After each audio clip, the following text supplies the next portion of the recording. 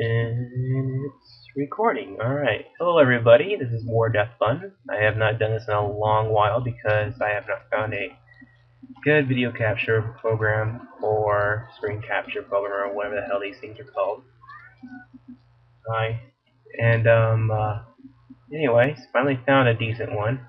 So I'm gonna try to redo some tutorials. I'm gonna start off with triggers.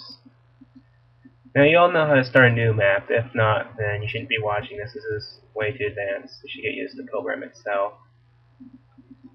But oh yeah, before people ask, if you have like a big black screen here instead of the color, then it either means you're using Vista or Windows 7, and you should run as administer. Probably wouldn't hurt to adjust security as well and compatibility, but administer usually fixes for Vista at least. I don't know anything about Windows 7.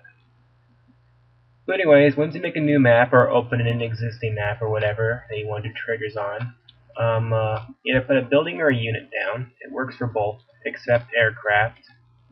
And it should go without saying, but it does not work with terrain objects. I don't know why you would try that, but it doesn't. Now, let's see. Engineers. And vehicles. Alright. I'm just going to put down something I have in my mod. That won't work, it doesn't show for some reason. Alright, mastermind. Alright, now go up here on the thing next to File Edit, go down to Trigger Editor. If you do not see this, go to Options and turn off Beginner Mode. You should not have that on ever if you want to do cool stuff like this. Now once you click Trigger Editor, it should have like a new pop-up menu like this. What you do right away is click New Trigger, go down to Name right here, type in whatever, it doesn't have to be anything specific, just something you'll remember it as. I'm going to type in New Trigger. I don't know why, it was already named New Trigger, but whatever, don't judge me. Everything else could pretty much stay the way it is. Some people like to put house as civilian, but in my personal experience, it never made a difference for me. But, anyways, go to a new event, and depending on what you want to do, you would put here. Like, let's say if you want a certain amount of time until the object goes to you, you would do 13, and then you'd put down here game frames. This is not seconds, this is game frames. And so let's say if you have a very slow computer, it can last a very long time. At the same time, if you have a very fast computer, it can be instant. I put down about 30. That's probably because my computer is fast, I don't know. But it seems to still happen right away sometimes, and other times it's noticeable. So you might want to test that out for yourself to see what works. But if you want it to happen instantly, go ahead and go to number 8, which is any event. That means it happens instantly. So I'm going to have it as any event. Now under actions, this is where you actually do the actual trigger part. Click new action, then go to the action options or action type, and look for change house. Now change house, now go to perimeter value and select either player A, player B, player C, or all the way up to player H.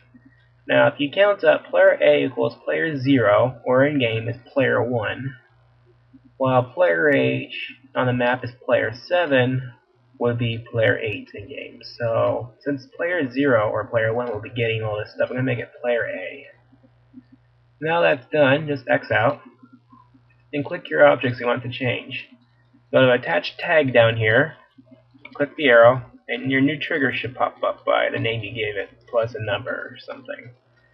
Click OK, go to the other stuff, and repeat. And so now already when I start the game, this should all work. I don't know for sure, because I could have easily done something wrong, but we're going to test it. Okay. Now after you save, you should know this already, but I'm going to tell you anyways. Save your map as whatever you want. I'm going to put in map test. Also, if you're using Yuri's Revenge, you want to make sure you save it as a Yuri's Revenge multiplayer map. Because then it might save as a Red Alert 2 map, and it won't work. If he added Yuri's Revenge objects, then you won't have to worry about it. But if he didn't put anything on the map as Yuri's Revenge, then the game might save it, or the map editor might save it as favorite alert 2 file. So you want to make sure you save it as a Yuri's Revenge map. Map name, I'm going to put in over here, click, so I can find it quickly. Well, hopefully I find it quickly, I don't know. And now I'm going to try. I'm too lazy to turn off my mod to do this, so anything you don't see in your original game, just know it's a mod. But the actual trigger part works. It works for mod or unmodded. This does not work, however, for Red Alert 2. Probably should have said that, but whatever.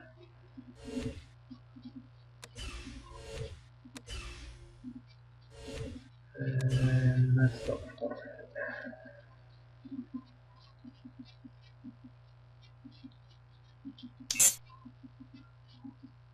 Probably should have gotten rid of some of these maps, but whatever.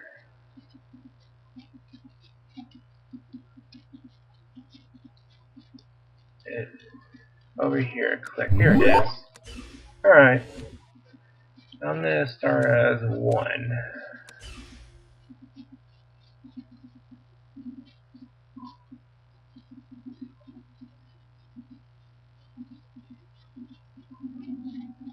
Now, in theory, this will work.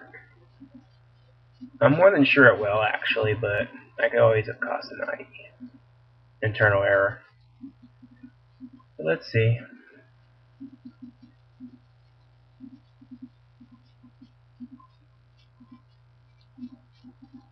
Assuming it loads. There we go. Oh, yep, see? It worked. All mine. Alright, that was actually very easy, I think. I don't know what you guys think. If you have any questions, just post and I'll do my best to answer. Control terminated.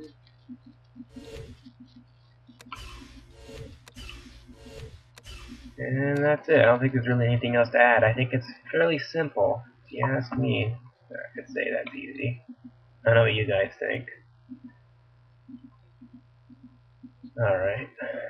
Well, anyways, later.